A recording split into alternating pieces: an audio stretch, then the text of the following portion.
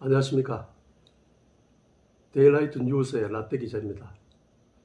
요즘은 정치의 계절입니다. 한국에서는 현재 여야 대선 주자들이 활발히 활동하고 있습니다.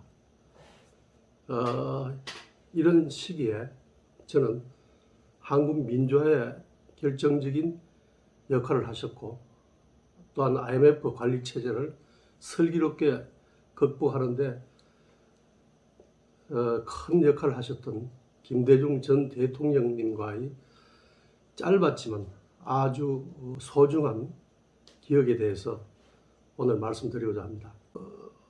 한국일보 1978년 12월자를 보면은 일면에 사단 기사로 김대중 씨 새벽의 석방, 서울대 병원 수용 중 구속 2년 9개월 만에라는 기사와 7면 4면에 성경과 지팡이 들고 저고리에 청설까지 김대중 씨 석방되던 날이라는 2단짜리 기사가 나옵니다.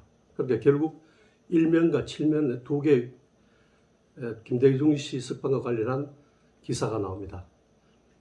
저는 이 기사가 나오기 전날 밤이던 1978년 12월 26일 한국일보 야근 특근 기자였습니다. 특근 기자란 정례적으로 하는 야근 기자 외에 어떤 특별한 사안이나 아주 중대한 사건 사고가 생기면은 새롭게 인력을 투입하는 기자를 특근 기자를 합니다. 저는 김대중 씨가 서울대병원에서 석방된다는 정보를 입수한 우리 한국일보 사회부에서 그날 저녁 특근을 하라고 명했기 때문에 특근에 나섰던 겁니다. 그날 밤 제가 그 서울대병원에 간 게 아마 밤 한 10시 전후가 된 것 같습니다. 우선 잠깐 그러기 전에 김대중 씨는 왜 그럼 서울대병원에 있었냐면은 소위 그 명동 시국선언이라는 사건에 대해서 잘 아실 겁니다. 그 시국선언을 주도했다는 혐의로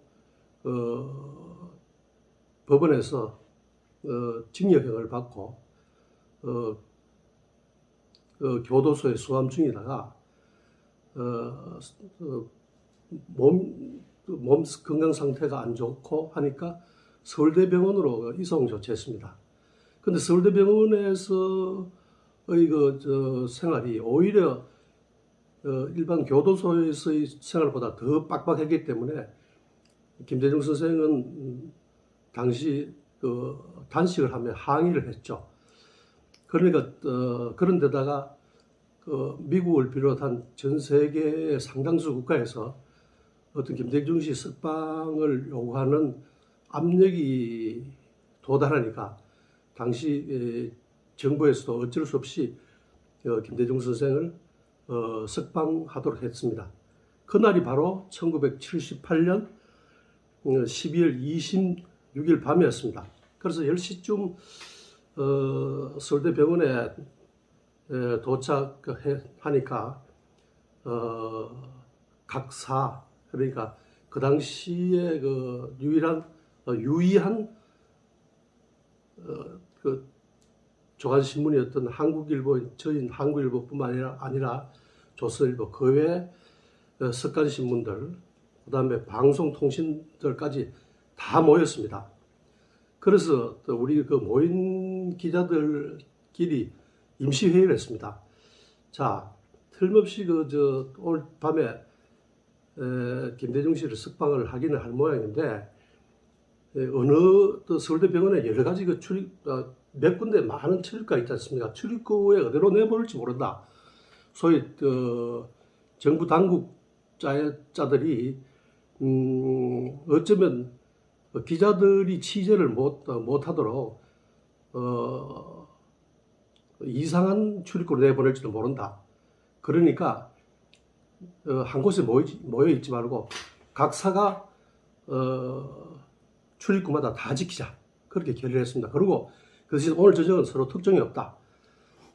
만일 나오는 순간을 취재한 기자는 꼭 전 기자들한테 풀하기로 그렇게 약속을 하고 각자 이제 위치로 갔죠. 그런데 저는 생각이 김대중 씨가 틀림없이 서울대병원 정문으로 나올 거라는 판단을 했습니다. 왜냐하면 소위 당국에서는 김대중 씨를 뭐 좀 기자들 눈에 피해서 내보내기 위해서 딴 데로 돌리려고 할지는 모르지만 소위 야당 지도자로서 거물 정치인이 그런 꼼수에 휘말려서 이상한 장소로 빠져나가는 게 자존심상 허락하지 않을 거라는 생각에 아예 틀림없이 정문으로 나올 거라고 생각을 했습니다.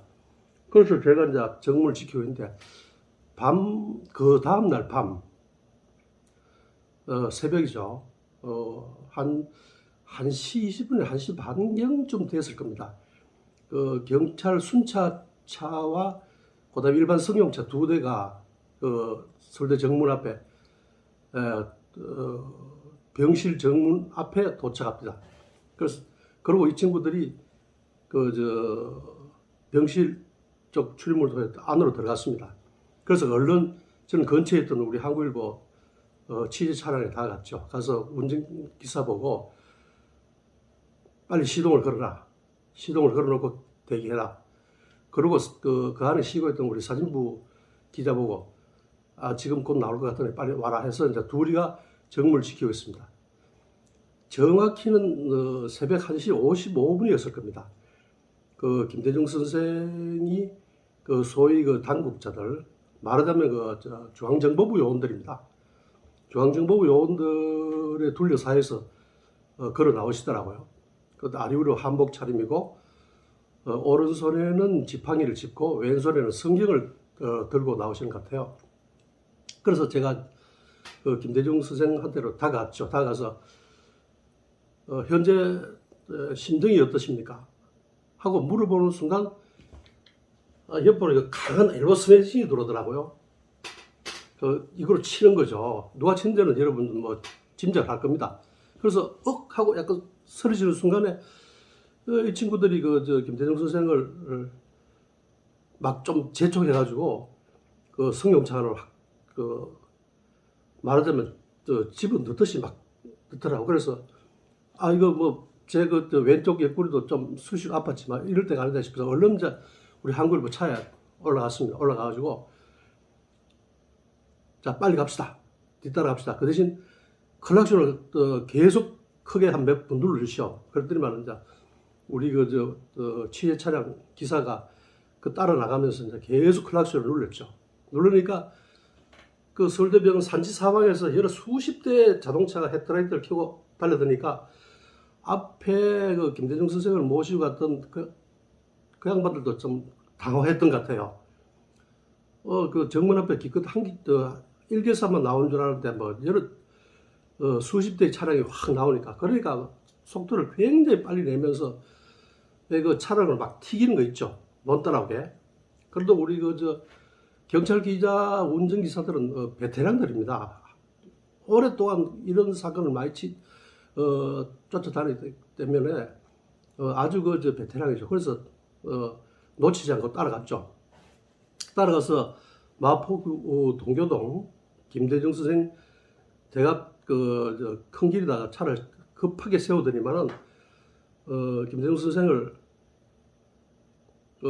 양쪽에서 뭐 앞뒤에서 호위라기보다는 막 했던 제 쪽에서 들어가면서 집 안으로 들어갑니다. 집 안, 거기에 김대중 선생 댁이 그때 큰 길에서 골목으로 약간 들어가서 오른쪽에 있는 단독주택이었는데, 그로 들어가고 난 다음에 친구들이 한 서너 명인가 한 너댓 명이 하여튼 확실한 기억이 없습니다만 대문을 막 나무 대문을 잡더라고요. 그래서 제가 나름대로 손살같이 뛰어가서 그냥 오른쪽 어깨로 블락킹을 했죠. 제가 사실 대학교 4년 동안 미식 축구를 했거든요. 블락킹은 일반 사람들보다 훨씬 셀 겁니다. 블락킹을 태클을 팍 하니까 문이 열리면서 그 안에서 문을 닫으려 하는 친구들 하면서 막 쓰러지더라고요. 그러면서 이제 저는 김대중 선생 집 안으로 올라갔습니다. 그러니까 곧이어 이제 나머지 기자들도 쭉 따라 들어왔죠. 응접실에 딱 들어가니까 응접실은 뭐 그렇게 크진 않습니다. 조촐한 응접실이 있는데 거기에 가니까 뭐 외신 기자들, 특히 일본 기자들, 그다음에 미국 통신사 특파원들이 진을 치고 있더라고요. 그러니까 특히 일본 기자들이 막 기세가 등등했어요. 긴 상 먹으러 하는데 그렇게 얘기하는데 김대중 선생이 또 만면에 웃음을 띠면서 오른손을 한번 쓱 흔들고는 그냥 응집실 옆에 자기 방으로 들어갑니다. 한 10분 정도 지나고 난 다음에 김대중 선생이 다시 나타났는데 아래로 아주 짙은 양복에다가 넥타이 탄창에 매시고 어느 틈에 그렇게 하시는데 머리도 단정하게 깎으시고 얼굴도 면도도 또 하신 것 같아요. 아주 단정한 차림으로 이호 여사하고 같이 나와서 응접 소파에 앉았습니다.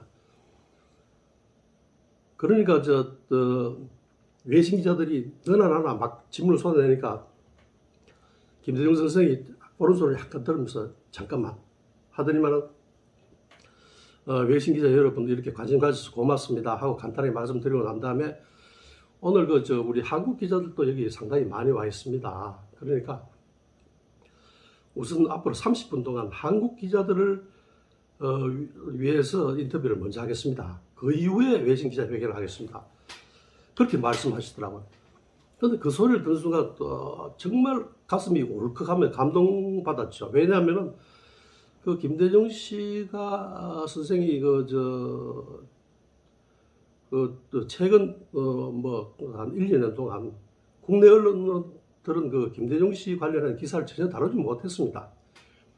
정치인들의 정치 활동이나 여러 가지 사안에 대해서 언론들이 침묵을 지킨다는 것은 그 정치인에게 치명적인 어떤 현상이죠. 왜냐, 그 당시 왜 그렇게 했냐면 여러분들 짐작하시겠지만은 그 당시는 독재 정권 휘하 아래에 있었고 또 언론 자유를 많이 제한당할 때였습니다. 그렇기 때문에 당국에서 김대중 씨 관련해서 기사를 전혀 못 쓰게 했죠. 그런 상태에서 우리 그날 저녁에 갔던 한국 기자들은 좀 주눅이 들어 있었습니다. 왜냐하면은 특히 일본 기자들은 우리를 보는 눈이 막 조롱하는 듯이 또 비웃는 듯한 그런 눈길로 보내면서 자기들이 막 기세등등하게 하는데 우리는 아무래도 그런 분위기에 좀 압도당할 수밖에 없었고 좀 위축될 수밖에 없었죠. 그런 차제에 김대중 선생이 이거 한국 기자들 위해서 먼저 30분간 인터뷰하겠습니다. 그러니까 정말 아이고 참 고맙다는 생각에 우리 체면을 살려주는구나. 가슴이 뭉클했죠. 그래서 이제 한 30분 동안 우리가 인터뷰를 다 마쳤습니다. 마치고 난 다음에 응접실 밖에 나가서 마당에서 우리 기자들 다 모인 자리에서 제가 김대중 선생이 나왔을 때 그 순간 첫 병원 문을 났을 때 그 순간을 제가 브리핑했습니다. 그 순간은 본 사람은 저하고 우리 사진 기자밖에 없었거든요. 그래서 오른손에 지팡이를 들으셨고 그 다음에 왼손에 성경을 들었다는 얘기를 하고 그에 몇 가지 간단한 질문을 서로 주고받고 난 다음에 그러면 각자 헤어졌습니다. 그래서 저는 기사를 부르기 위해서 이제 김대중 선생 집 근처에 마포경찰서 동교동 파출소가 있었어요. 거기 가서 기사를 불러야 되겠다 갔더니만 파출소 안에는 한 10여 명의 사복들이 덕실덕실합니다. 전부 다 기관원들이죠. 여기서는 도저히 볼 형편이 안 되겠구나 싶어서 다시 돌아와서 김대중 선생 집 앞에 와서 거기 이제 공중전화 박스가 3개 있었습니다. 거기는 사람들이 많이 다니는 것도 아니고 공중전화 박스는 별로 필요 없는 시설인데도 그 공중전화 박스가 3개나 있어서 그건 왜냐하면 평소에 뭐 정보 관계자들이 김대중 선생 집 근처에 그 동태를 파악하고 그다음에 그 보고하려면은 보고할 만한 그런 시설이 필요하기 때문에 그런 용도로 그 공중전화 박스를 만들어 놓은 것 같아요. 그래서 그 안에 들어가서 이제 그 포켓도에서 그 동전을 꺼냈죠. 그 당시에는 핸드폰도 없고 이메일도 없기 때문에 보통 어떤 사안이 터져서 그 기사를 써야 되면은 회사로 가서 쓰거나 아니면은 뭐 파출소나 뭐 아니면 딴 어떤 업소에 들어가서 좀 부탁하라고 기사를 부를 수밖에 없었죠. 근데 마침 그날 이제 공중전화 박스가 길러 가서 평소 한 움큼씩 갖고 다니던 그 동전을 넣고 이제 기사를 부르라고 회사에 전화를 했죠. 그랬더니만은 안에서 근무하던 야간 당직 그 선배한테 제가 그랬습니다. 그 기사 부르겠습니다. 그랬더니 그 선배가 야, 그 기사 오늘 안 들어가잖아. 그러지 말고 돌아서 정보 보고는 해 그러더라고. 그래서 아니 이건 기사를 넣어야 됩니다. 그러니까 선배 저도 사실은 나가기 전에 그날 그 기사는 우리 지면에 소화되지 않는다는 걸 알고 나갔습니다. 그런데 그 김대중 선생이 우리 한국 기자들부터 먼저 기자회견을 합시다는 그 말에 감동을 먹고 또 막 투지가 생겨가지고 이걸 어떻게든 넣어야 되겠다 싶어서 선배한테 얘기했죠. 기사에 넣어야 됩니다. 그랬더니 이건 내가 결정 못하니까 야간국장 바꿔줄게. 야간국장이라는 것은 뭐냐면은 신문사에는 여러 부서가 있죠. 정치부, 경제부, 사회부, 체육부, 뭐 국제부 있는데 그 부장들이 하룻밤씩 돌아가면서 야간국장을 합니다. 그날 저녁 야간국장은 이승표 경제부장이었습니다. 그래서 이제 이승표 경제부장이 전화를 바꿔서 저하고 통화를 했죠. 그래서 이 부장 이 기사 넣어야 됩니다. 그랬더니 야, 이미 안 넣기로 그렇게 되는데 그러지 말고 돌아. 좀 아쉽겠지만 역사의 현장에서 역사의 어떤 기록자로서 있었다는 그 사실 자체만으로 만족해 그러더라고요. 그래서 제가 식은방을 들었죠. 이 부장, 기자란 거는 현장에서 일어났던 그 사건을 기사를 써서 지면에 나와야지 그게 역사의 현장이고 역사의 기록자지. 그냥 취재만 하고 소위 우리가 얘기하는 자기만 취재 노트에 간직하는 그거는 역사의 기록자 아닙니다. 그 패배자입니다. 좀 식은방을 떨었죠. 그러더니만 우리 이승표 경제부장이 잠시 생각하는 듯 하지만 제일 쫄병인 후배가 그런 말하니까 한편으로는 건방지면서도 한편으로는 그 선배로서 좀 이건 아니다 하는 생각이 들었던 것 같아요. 그러면 야, 기사 불러. 그래서 기사를 불렀습니다. 기사를 불렀는데 다 부르고 난 다음에 그때는 벌써 이미 보통 우리가 한 새벽 2시 되면 기사가 마감이 되는데 그날은 새벽 2시가 훨씬 넘었죠. 훨씬 넘었는데도 이승표 경제부장이 일단 회사 윤정기를 스탑시키고 제 기사를 다 받고 난 다음에 그걸 이제 다시 편집을 해서 윤정기를 다시 돌렸습니다. 그래서 신문이 굉장히 늦게 나온 편인데 그런데 좀 찜찜한 게 있었어요. 왜냐하면은 김대중 선생이 병원 문을 났을 때 왼쪽에는 까맣고 두꺼운 표지의 책을 들고 오셨는데 그게 꼭 성경같이 보였습니다. 두께도 그렇고 색깔도 그렇고. 그래서 그 기사를 부르고 난 다음에 다시 들어가서 한창 인터뷰 중이던 김대중 선생님 향해를 가고 한 가지만 여쭤보겠습니다. 확인하겠습니다. 들고 나오신 그게 성경입니까? 물었더니만은 그 말씀이 성경이 아니고 역사의 철학인가 하여튼 제 지금 기억은 분명히 나질 않습니다. 성경이 아니라는 거예요. 그래서 예, 알겠습니다. 나오면서 이게 어쩌면 나중에 당국에서 시비를 걸 소지가 되는 게 아닌가 하는 생각이 들었습니다. 그래서 회사 들어갔죠. 들어가서 이제 이승표 경제부장한테 말씀을 드렸습니다. 이 부장, 사실은 제가 기사 부르고 난 다음에 확인해 보니까 성경이 아니고 역사의 철학인가 하는 책이랍니다. 그러니까 이승표 부장이 그래? 이게 나중에 꼬투리 거리가 될 수도 있겠구만.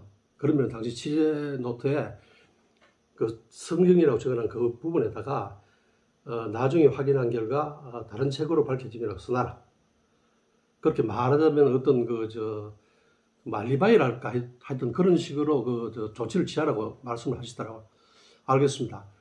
그러고 나서 이제 신문이 나올 때쯤 돼서 저는 이제 집에 와서 잠을 잤죠. 잤는데 아마 한 새벽 6시나 7시 하여튼 시간 확실히 잘 모르겠습니다. 비몽사몽간 자는 듯 마는 듯 하고 있는데 따라랑 전화가 옵니다. 그래서 틀림없이 오늘 기사건과 관련된 전화를 했겠구나 싶어서 전화를 받았지만 이승표 부장이에요. 김인규 씨. 김대중 씨가 나올 때 왼손에 들고 있던 성경이 아니라면서 그 얘기를 합니다. 그래서 순간적으로 생각했죠. 이분이 성경이 아니라는 걸 제가 얘기했기 때문에 누구보다 잘 알 텐데 그런 걸 전혀 모르는 것처럼 시침뚝따고 묻는 게 틀림없이 뭐가 있구나 싶어서 예, 부장 제가 말씀을 못 드렸는데 그게 성경이 아니고 딴 책입니다. 그런데 기사 부를 당시에는 그걸 확인할 수 없었고 기사 끝나고 난 뒤에 확인 과정에서 그게 이제 딴 책으로 밝혀졌습니다. 죄송합니다. 그랬더니 이승표 부장이 그거 정확하게 했었어야지. 하여튼 실수란 말이지. 알았어. 그래 수고했어. 그 말씀을 듣고 자리에 누웠는데 참 사실 잠이 잘 안 옵니다. 이게 틀림없이 어떤 관계 기관에서 그걸 꼬투리 잡아서 이승표 부장한테 좀 강하게 푸시를 한 거 아닌가 하는 생각이 들더라고요. 근데 사실은 제가 오보로 나간 책 관련해서 그게 외신 같은데 전부 다 바이블로 나갔습니다. 특히 뉴스윅 같은 데 보면은 그게 아주 큰 제목으로 오른손에 지팡이, 왼손에 성경. 근데 아마 당국에서는 아마 그렇게 생각했을 거예요. 이 성경이라는 게 어떤 상징성이 있는 책이지 않습니까? 기독교, 그 다음에 또 어떤 인류를 위한 올바른 삶 등등 이런 거와 관련된 책이기 때문에 성경의 상징성에 대해서 혹시 한국일보에서 그런 거를 의도로 올려서 말하자면은 왜곡한 거 아니냐 그런 의심도 할 수도 있고 아니면 이 기회에 괘씸한 기자하고 또 신문을 좀 조지자는 차원에서 그렇게 압박을 했을 수도 있죠. 근데 일단은 기사가 나가고 난 다음에 저 회사에 집에서 잠을 자다가 회사에 좀 집 밖에 나갔죠. 신문을 다시 한번 보니까 제가 예상했던 것보다 훨씬 기사가 크게 취급됐더라고요. 이거 보시면 아시겠지만 여기 김대중 씨 새벽에 석방하면서 1, 2, 3, 4단 세로 기사가 나 있습니다. 그리고 김대중 씨가 한복 차림에 나오고 있는 그 사진까지 나와 있습니다. 그 다음에 또 사회면에는 관련 기사로 김대중 선생이 이희호 여사와 함께 소파에 앉아서 인터뷰에 응하고 있는 사진까지 나와 있습니다. 그리고 거기에 보면은 성경과 지팡이 들고 저고리에 청색 바지, 김대중 씨 석방되던 날, 그 당시 엄혹한 언론 상황에서 이 정도의 지면을 활용해서 이 정도의 나름대로 충실하게 기사를 소화했다는 것은 참 대단한 거라고 그 당시도 생각했고 지금도 그렇게 저는 생각하고 있습니다. 이후에 제가 이승표 부장한테 직접 물어보지는 않았습니다. 그런데 간접적으로 전해드는 얘기로는 그날 지면에 이 김대중 씨 기사를 상당히 충실하게 보도했던 대한 어떤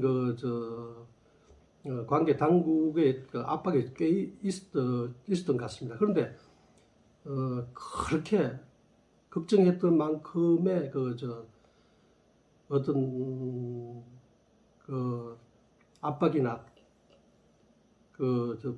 보복이랄까 그런 거는 없었던 것 같아요. 가끔씩 이제 사무실에서 서로 스치고 지나가면 저와 이승표 부장은 약간 우리 둘만이 아는 미소, 우리 둘만이 느낄 수 있는 그런 표정을 지으면서 지나가곤 했죠. 스쳐서 지나가곤 했습니다. 그게 말하자면 어떤 공범의식이랄까, 어떤 동지의식이랄까, 그런 상태였습니다. 여기서 하나 더 사적으로 말씀드리고 싶은 것은, 몇 년 지나고 난 다음에 신군부가 들었었죠. 신군부의 언론 탄압은, 박정희 정부 시절 언론 탄압보다도 훨씬 직접적이고 거칠고 강도가 심했습니다. 그거를 견디다 못해서 이제 각사 기자들이 그때는 언론 검열을 받을 때니까 직접 언론 검열 거부, 취재 거부 등등 해서 이제 말하자면 언론 자유 투쟁을 하고 있을 때였죠. 그래 한날 저녁에는 상당히 민감한 기사가 있었는데 그거를 그 당시 신군부 측 소위 정보 라인에서는 죽기 살기로 그 기사를 넣으면 안 된다고 엄청나게 압박을 가하는 겁니다. 그런데 그 당시 밤샘 농성하고 있던 우리 기자들은 이걸 넣어야 된다. 그러면서 막 주장할 때였습니다. 그러다가 이제 결국 그러면 이 기사를 못 넣을 바에는 차라리 사회면 한 면 자체를 통째로 백지로 나가자.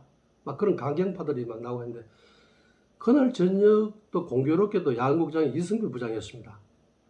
근데 사실은 김대중 선생의 석방되던 날 같이 있었던 어떤 그런 의식이랄까 또 그다음에 이승표 부장이라는 분이 겉으로 보기에는 상당히 영국 신사처럼 젠틀하게 보였습니다. 아주 얼굴 표정도 온하고 그런데도 불구하고 속으로는 상당히 심지가 굳은 분이라는 걸 저는 그날 저녁에 알았었거든요. 그런데 신군부 시절에 언론 거부 그런 상황에서 우리가 백지로 통째로 백지 신문이 나간다면은 우리도 물론 문제지만 그날 야간국장 하시는 이승표 부장이 굉장히 곤욕이 처할 거라는 생각이 들어서 제가 나름대로 몇 년 전에 김대중 선생 그 문제가 얼핏 떠오르더라고요. 그래서 제가 동료들한테 설득 겸 하여튼 상을 설명했죠. 예전에 이런 일이 있었다. 그런데 이승표 부장이라는 분이 그렇게 비겁하거나 그런 건 아니다. 그런데 지금 현 상황을 놓고 볼 때 우리가 백지로 나간다는 건 너무 심하다. 그리고 그 모든 책임은 또 이승표 부장이 질지도 모른다. 우리가 그런 짓을 하지 말자. 나름대로 동료 후배들 이제 설득을 했죠. 그래서 결과적으로 그 기사만 요 정도 거기에 기사만 안 넣었다는 항의 표시로 그 부분 백지나가고 신문 딴 지면은 그냥 그대로 나갔습니다. 그러고 난 다음에 이승표 부장하고 저하고는 또다시 또 의미 있는 표정과 웃음으로 서로 그 사무실에서 만나고 했습니다. 근데 참 안타까운 사실은 이성표 부장은 한국일보하고 일간수보 편집국장을 지냈다가 교통사고로 1990년 5월 17일 날 돌아가셨습니다. 참으로 안타깝고 가슴 아픈 사연입니다. 오늘 제 얘기는 여기서 마치도록 하겠습니다. 감사합니다.